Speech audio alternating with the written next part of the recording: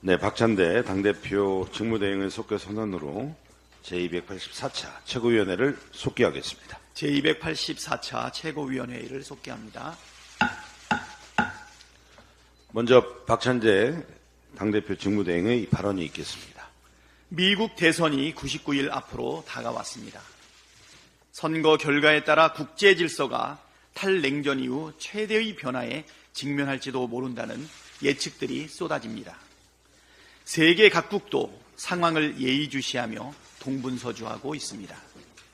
그러나 윤석열 정권은 이런 엄혹한 정세 변화에 홀로 눈 감고 귀를 막으며 방송장악의 소중한 국력을 허비하고 있습니다. 국회에선 방송장악을 위한 여당의 아무 말 떼쓰기가 자행되고 있습니다. 세상이 어떻게 돌아가든지 전혀 관심이 없고 그저 권력 유지에만 몰두하고 있는 그 대통령의 그 여당다운 한심한 작태입니다. 이런 비정상적 국정운영으로 국력을 허비하게 만드는 것은 나라의 미래를 위해서도 결코 바람직하지 않습니다. 대통령부터 대오각성하고 공영방송 탈취 시도를 당장 포기해야 합니다. 첫 번째가 이진숙 방통위원장 후보 지명 철회입니다. 인사청문회에서도 적나라하게 드러났지만 윤석열 대통령이 지명한 이진숙 후보는 비리 종합백화점입니다. 법인카드를 한도에 2배를 쓰면서 증빙 자료를 제출하지 않았고 선물이나 골프 접대 등 부정 사용을 의심할 만한 정황도 발견됐습니다. 공직이 아니라 사법 처리를 받아야 할 대상이 지명한 데 대해 공직이 아니라 사법 처리를 받아야 할 대상을 지명한 데 대해 국민에게 공개 사과하고 지명을 즉각 철회하십시오. 두 번째는 방송사법을 수용하는 것입니다. 방송사법은 공영방송의 정치적 독립성을 보장하기 위한 최소한의 장치입니다. 공영방송이 권력의 입맛에 맞는 보도만 하도록 기필코 만들겠다는 것이 지금 대통령과 국민의 힘의 행태입니다. 한마디로 민주주의를 파괴하고 독재를 하겠다는 것이 아니고 무엇입니까? 대통령과 국민의 힘은 민심에 맞서는 헛된 몸부림을 이제라도 중단하고 공영방송을 국민께 돌려드리는 일에 협조하기 바랍니다. 민주당은 방송사법 처리를 기필코 완수해서 공영방송을 정권의 사내방송으로 전락시키려는 음모에 철퇴를 가하겠습니다. 사람에게 충성하지 않는다던 대통령이 일본에게 충성하고 있는 겁니까? 일제강점기 시절 조선인 강제노역의 상징인 사도광산이 윤석열 정권의 찬성 속에 유네스코 세계유산으로 등재되었습니다. 일본의 전쟁 범죄 왜곡에 거수기를 자처하니 대한민국 정부인지 일본 총독부인지 헷갈릴 지경입니다. 지금도 일본은 조선인 동원의 강제성을 조금도 인정하지 않고 있습니다. 그런데도 정부는 사도광산에서 한참 떨어진 곳에 관련 전시물을 설치하겠다는 일본의 공수표만 믿고 덜컥 일을 저질렀습니다. 지난 2015년 군함도의 세계문화유산 등재 당시에도 일본은 강제동원 기록 명시를 약속했지만 이를 전혀 지키지 않았습니다. 이런 전과를 뻔히 알면서도 또다시 일본이 하자는 대로 반인륜적 전쟁 범죄의 부정과 은폐에 손을 빌려준 것입니까? 지난해에는 오므라이스 한 그릇에 강제징용 피해자들의 피눈물을 팔아먹더니 이번엔 사도광산 문제까지 일본에 퍼준 꼴이 됐습니다. 후쿠시마 핵 오염수와 강제징용, 일본 군용기 위협비행, 위안부 문제까지 윤석열 정권은 일본이 원하는 모든 것을 상납했습니다.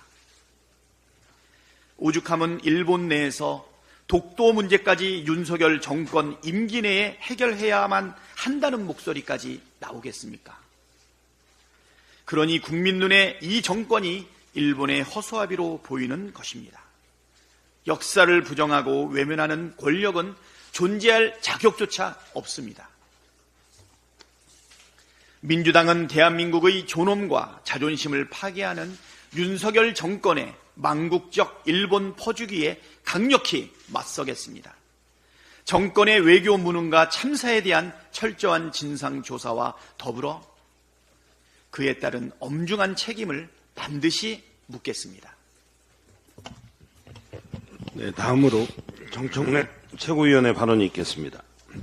원내 중심 정당에서 대중 정당으로 당원 주권 시대 당원이 주인되는 정당으로 진화하는 더불어민주당. 시대가 영웅을 만들고 영웅이 시대를 만드는가? 지도자가 대중을 만드는가? 대중이 지도자를 만드는가? 여러분들은 어떻게 생각하십니까? 나라의 주인이 국민이듯이 당의 주인은 당원입니다. 나라가 국민을 만드는가? 국민이 나라를 만드는가? 국가 구성의 3요소는 국민주권 영토입니다. 국가는 주권을 가진 국민들이 만들어갑니다. 당도 주권을 가진 당원이 당의 진로를 개척해 나갑니다. 지금은 메시아, 영웅, 지도자가 국민과 당원을 지도하고 이끌어가는 시대가 아닙니다. 국민의 총의를 잘 읽고 주인인 국민의 뜻을 잘 받들어 국가의 진로를 선택하고 반영해 나가는 수평적 리더십의 시대입니다. 당도 당의 주인인 당원들의 총의를 모아 당의 정책과 진로를 결정하는 수평적 리더십이 당원들의 절대 지지를 받는 시대가 되었습니다. 나를 따르라는 제왕적, 수직적 리더십이 통하는 시대는 흘러간 물이 되었습니다. 민주주의란 무엇입니까?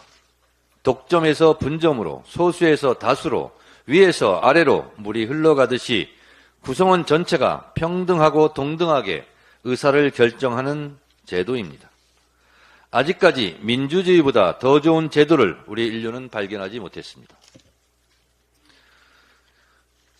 민주당 전당대회가 한창입니다. 주말마다 현장에서 느끼는 당원들의 열기가 이전과는 사뭇 다릅니다. 전당대회 이름부터 민주당 역사상 최초로 대의원 대회가 아닌 전국 당원대회입니다. 이전에는 전당대회장에 당의 주인인 당원의 출입을 막고 대의원만 입장시켰습니다. 당의 주인인 당원이 전당대회장에 입장조차 못했던 것이 지금 생각해보면 너무 이상하지 않습니까? 지금은 당원 누구라도 전당대회장에 자유롭게 입장할 수 있고 박수와 함성의 자유로운 의사표출이 가능해졌습니다. 전당대회장이 활기차게 되었습니다. 바야흐로 민주당은 국회의원 중심의 원내 정당에서 당원과 지지자 중심의 대중정당으로 진화하고 있습니다. 통일유체 국민회의 10,000명이 대통령을 뽑던 체육관 대통령 시절이 있었습니다. 민주당도 국회의원이 지명한 대의원들이 버스를 타고 체육관에 와서 당대표를 뽑던 시절이 불과 몇 년 전까지 민주당 전당대회의 모습이었습니다. 원내 정당에서 대중정당으로 진화하는 과정에서 당내외에 많은 저항이 있었습니다. 아래로 자연스럽게 흐르는 물길을 막고 시대의 끝자락을 잡고 볼성사납게 저항했던 구시대적 잔재는 이제 청산되고 있습니다. 당내 민주주의와 반하는 국회의원의 기득권의 상징인 대의원 제도에 절대 손대서는 안 된다는 주장, 대의원 반영 비율을 낮추어서는 안 된다는 주장도 횡행했습니다. 새 시대의 새 물결을 거부하는 문화 지체 현상이었습니다. 일종의 시대와의 불화, 시대와의 부적응이었습니다. 이제 민주당은 2년 전과는 확연히 다른 대중정당으로 달려나가고 있습니다. 2002년 국민경선 제도 도입으로 정치개혁, 정치혁명이 시작되었고 2004년 17대 총선에서 처음으로 공천권을 주민에게 돌려주는 지역경선이 도입되고 정착되었습니다. 공천권이 제왕적 총재에서 주민으로 이양되기 시작한 정치개혁, 선거혁명의 시작이었습니다. 20년이 지난 오늘 민주당 지도체제를 당의 주인인 당원으로 돌려주는 정치개혁, 당내 민주주의 혁명이 시작되었습니다. 이제 국회의원끼리끼리 개파를 만들고 공천권을 나눠먹고 당 지도체제를 주무르던 시대와 결별하고 있습니다. 저 정청래는 지난 2년간 민주당 최고위원으로서 수십 년간 꿈꾸고 주장했던 당원이 주인되는 당의 모습을 요즘 전당대회 현장에서 뜨겁게 감격스럽게 맞이하고 있습니다. 감동입니다. 최고위원으로서 당원 주권 시대를 여는데 벽돌 한 장을 쌓았다는 자부심과 보람을 느낍니다. 이제 권리 당원과 대의원의 비율이 1대20 미만의 마지막 벽을 허물어야 합니다. 대한민국 모든 선거는 보통평등 직접 비밀선거에 입각한 1인 1표입니다. 왜 민주당만 1인 1표가 안 됩니까? 민주당 선거에서 누구라도 1인 1표의 보통평등 선거를 하는 것은 너무도 당연한 일입니다. 민주당의 전당대회에서도 누구라도 1인 1표인 시대를 다음 지도부가 열어가길 바랍니다. 일신, 우일신, 어제보다 더 나은 오늘의 민주당, 오늘보다 더 나은 내일의 민주당, 민주주의가 강물처럼 흘러넘치는 민주당을 기대하고 또 기대합니다. 당원 주권 시대, 당원이 주인 되는 더불어민주당 화이팅! 네, 다음으로 고민정 최고위원의 발언이 있겠습니다. 지난 26일 마감한 내년도 국가의사시험에 의대생 10명 중 1명만 응시하면서 의정 갈등이 극단으로 치닫고 있습니다. 이달 말까지 진행되는 하반기 전공의 수련 모집에 지원할 전공의도 소수에 그칠 것으로 보여 대형 병원에서 수련할 전공의들은 사라지고 연쇄적으로 전문의 배출도 밀릴 수밖에 없는 상황이 점점 현실이 되고 있습니다. 매년 3,000명가량 배출되던 신규 의사가 내년엔 급감할 가능성이 커지면서 윤석열 정부의 일방적인 의대 증원 정책이 역설적으로 의사 부족 현상을 부를 수도 있는 상황이 됐습니다. OECD 평균에 비해 부족한 의사 수, 지역 간 의료 인력 불균형 심화, 공공의료 확충 필요성 등 의료개혁의 명분은 차고 넘칩니다. 국민 10명 중 6명이 의대 정원 증원과 필수 의료 강화에 찬성하는 이유입니다. 그러나 윤석열 정부가 충분한 사회적 공론화 없이 의대 증원을 일방적으로 추진하면서 의료 현장의 혼란이 가중되고 있습니다. 정부는 2월 말부터 의료 공백에 따른 비상진료체계 운영에 매달 1,900억 원 가까이 투입하고 있습니다. 설익은 의대 증원 정책 뒷감당에 건강보험 재정을 1조 원 가까이 쏟아붓고 있습니다. 1조 원이면 지역 의료 공백 해소를 위한 적정 규모의 공공병원 3, 4개를 설립하기에 충분한 돈입니다. 1차적으로 정책 추진 과정의 혼란을 해결해야 할 책임은 정부에 있습니다. 정부는 지금이라도 의대 증원 규모 산출 근거, 의대 증원 배정 추진 과정 등을 투명하게 설명하며 의료계를 협상 테이블로 끌어내야 합니다. 젊은 의사들과 예비 의사들도 진정으로 미래 의료를 걱정한다면 열린 자세로 대화에 나서야 합니다. 의료 현장의 혼란으로 피해를 입는 것은 결국 환자와 국민들이기 때문입니다. 국회도 적극적 역할을 하겠습니다. 의정 갈등이 이어지면서 의료개혁이 지지부진한 것도 결국은 설익은 정책을 일단 던지고 보자는 윤석열 정부의 아마추어식 행태가 큰 원인입니다. 아마추어 정부의 정책 추진 과정을 철저히 점검하고 국민을 위한 의료 정책을 구현해 나가겠습니다. 네, 다음으로 서영교 최고위원의 발언이 있겠습니다. 일본 언론이 한국과 일본 정부가 사도강산을 유네스코에 등재하기로 하면서 강제 노동을 빼기로 합의했다라고 일본 요미우리 신문이 보도를 했습니다. 우리 정부가 사도강산에 우리 국민이 얼마나 많이 끌려가서 강제 노역을 당했는데 그 강제 노역 관련한 내용을 빼기로 사전에 합의했다라고 하는 걸 일본 언론이 보도했습니다. 대한민국 정부 맞습니까? 윤석열 정부는 아무리 봐도 친일입니다. 아무리 봐도 매국입니다.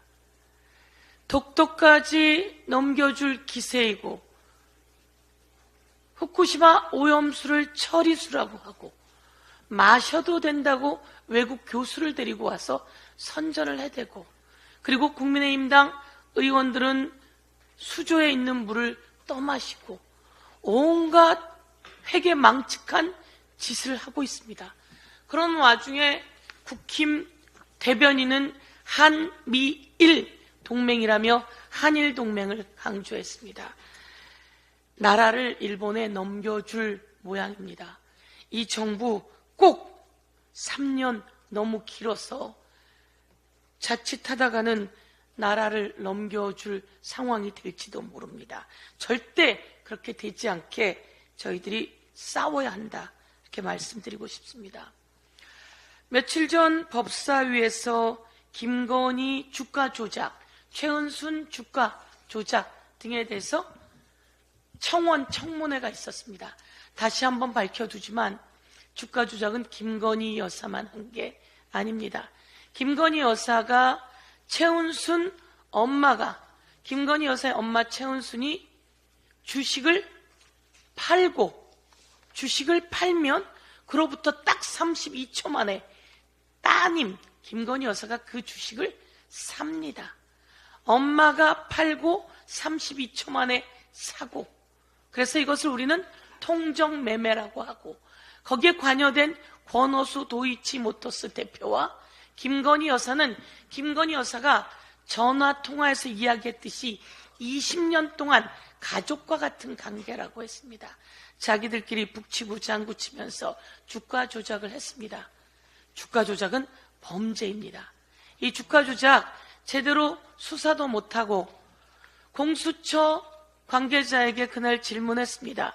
한 번 소환했는데 안 나와, 또 한 번 소환했는데 안 나와, 4년 동안 나오질 않아, 이러면 어떻게 합니까? 물었더니 체포영장을 발부해야 한다는 겁니다. 그러면 김건희 여사에게 체포영장을 발부하는 게 맞았습니다. 그런데 모든 걸 털어주려고 황제 조사를 했습니다. 김건희 여사가 황제입니까? 황후마마입니까? 다시 한번 묻고, 그날 최재형 목사께서 나와서 이런 이야기를 했습니다. 자신이 김건희 여사를 추적하게 된 데는 김건희 여사가 전화통화를 자신 앞에서 하면서 금융위원을 임명하라고, 그래 알았어 라고 하는 이야기하는 것을 듣고, 금융위원을 임명하는 인사에 대통령 부인이 개입하는구나 라고 하는 것을 알게 되었다고 합니다. 그리고서 이런 말을 했습니다. 김건희 여사가 수석도 야단치고 장관과 차관 인사에 한동훈 법무부 장관과 최종 조율하는 의혹이 있다는 이야기까지 했습니다. 이런 것이 사실인지 꼭 알아봐야 될 내용인 것 같습니다. 만약에 그랬다면 김건희 여사는 국정을 농단하는 겁니다. 많은 사람들이 그렇게 알고도 있습니다. 그러니 이 모든 것은 꼭 파악해야 할 것 같습니다. 얼마 전 제가 그런 이야기를 했습니다. 세관에서, 관세청 세관에서 다국적 마약 사범들이 세관을 통과하는 과정에서 봐주기 의혹이 있어서 영등포 경찰서가 그것을 수사했는데, 그 영등포 경찰서로 또다시 전화가 왔다. 조땡땡이라고 하는 자가, 그 자가 경무관인데 전화를 해서 좀 봐주라고 하는 이야기가 있었다. 그래서 이것이 폭로되었습니다. 그 조땡땡은 김건희 여사와 함께 같이 주가 조작을 했던 김건희 여사의 계좌를 관리한 이종호가 별 3개로 진급시킨다. 경무관을 진급시키는데 그 조땡땡 진급시키겠다라고 했던 자입니다. 그런데 이 과정에, 공수처의 이 과정을 폭로한 백모 경장이 공수처에 제출한 고발장에는 용산 개입 언급이 있었다고 합니다. 즉 영등포 경찰서장이 용산에서 심각하게 본다며 백모 경장 등이 하려고 했던 언론 브리핑 연기를 지시했다라고 하는 진술이 나왔습니다. 마약사범 관련한 관세청의 봐주기를 수사하는 와중에 조땡땡이 수사 외압을 했고, 거기에 연루되어 있던 이종호가 있었고, 이종호가 VIP라고 하는 김건희 여사가 있고, 그 과정에 영등포 경찰서장이 용산에서 심각하게 본다며 언론 브리핑 연기를 지시했다고 하는 진술이 있었다고 합니다. 이것도 엄청난 수사 외압이며, 800-7070은 대통령 경호처로 등록이 되어 있었습니다. 저희가 직접 KT에 알아본 결과 대통령실의 정무수석실, 국정홍보비서관, 과학기술비서관 등의 명함을 KT에 넣어봤더니 대통령실로 등록되어 있습니다. 그런데 대통령 부속실을 KT에 물어봤더니 대통령 경호처로 등록이 되어 있다고 합니다. 02800-7070도 대통령 경호처로 등록되어 있습니다. 대통령 부속실은 대통령과 김건희 여사를 보좌하는 실로 알고 있는데 이곳이 대통령 경호처로 둘이 등록되어 있는 것을 보면 당시 이종석 그리고 조태용 그리고 주진우 원희룡에게 전화했던 02800-7070은 어디인지 우리가 짐작할 수밖에 없습니다. 7월 31일 이 전화를 받고 이종섭은 14초 만에 수사단장의 박정훈 대령의 언론 브리핑을 연기시킵니다. 취소시킵니다. 이렇게 제가 의혹을 제기하고 이것을 낱낱이 밝혀나갈 것을 여러분 앞에 말씀드립니다. 네, 다음으로 전은수 최고위원의 발언이 있겠습니다. 3부를 파헤쳐야 합니다. 작년 5월 14일 블랙펄 인베스트 이종호가 3부 내일 체크하고 메시지 남긴 후 5월 19일 거래량 40배 급증, 5월 22일 3부 토건이 원희룡 장관과 함께 우크라이나 재건 행사에 참석, 이 2달간 주가는 5배 상승. 감히 나라의 외교 정보를 주가 조작에 활용했다면 윤석열 정부 정해진 임기를 제대로 마칠 수는 없을 것입니다. 국민의힘 유상범 의원은 멋잼 해병 단체 대화방의 3부는 3부 토건이 아니라 골프 3부를 의미하는 것이라는데요. 농담하십니까? 정작 임성근 사단장은 군 골프장에는 3부가 없다고 답변했습니다. 3부는 골프 3부는 아닌 것으로 하겠습니다. 드디어 이제야 금융당국이 3부 토건 주가 조작에 대한 이상거래 심리에 돌입했습니다. 주가 조작을 막는 것이 금융당국의 기본적인 책임이니만큼 무마시킬 생각 말고 철저히 조사해야 할 것입니다. 지켜보겠습니다. 8년간 법인카드 5억 7천만 원 사용, 그중 특급 호텔, 고급 식당, 골프장 2억 3천만 원 사용, 소액 결제수 300건 이상, 집 주변 결제, 휴일 결제 다수. 대전 MBC 시절 매달 법인카드 월 한도 220만, 실제 사용 월 평균 420만, 매월 2배 초과 사용, 초과분 증빙은 없음. 바로 이진숙 방통위원장 후보자의 법인카드 내역입니다.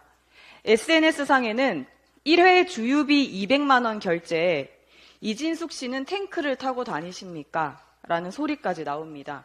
탱크깡입니까? 공용 법인카드 내역을 제출하지 않도록 대전 MBC에 압박한 것도 드러나고 있습니다.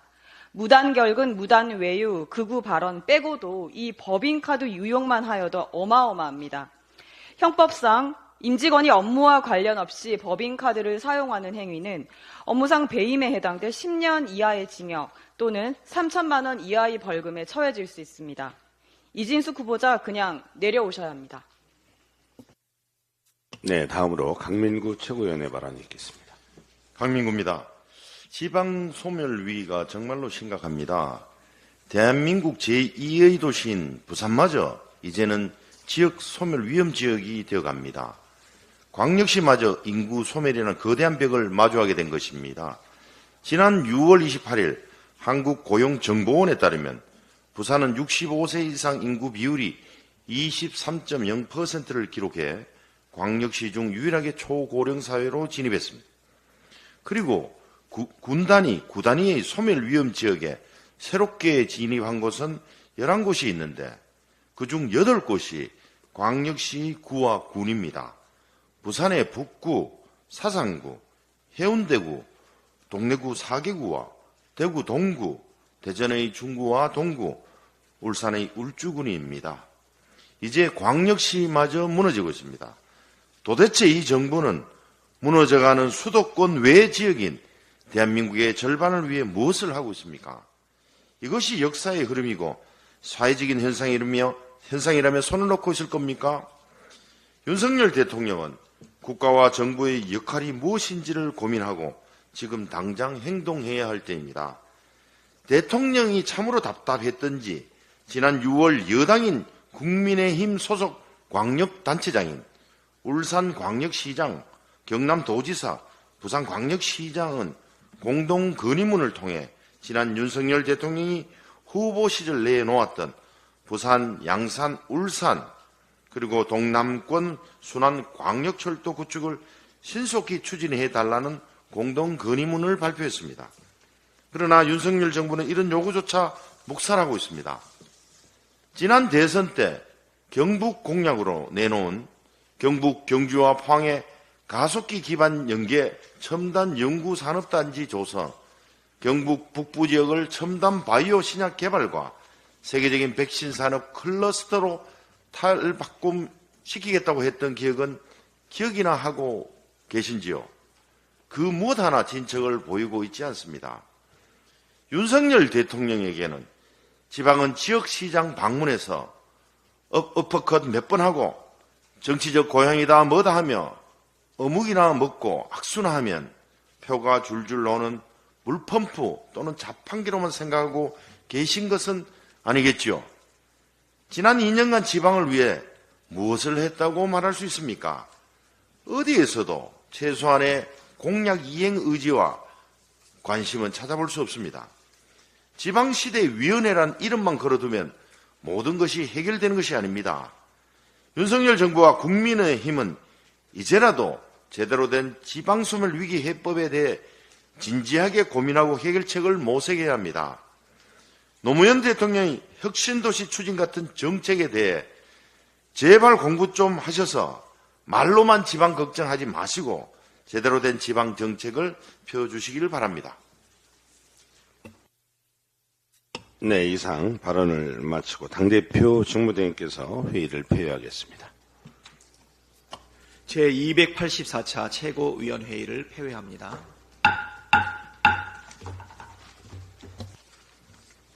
수고하셨어요.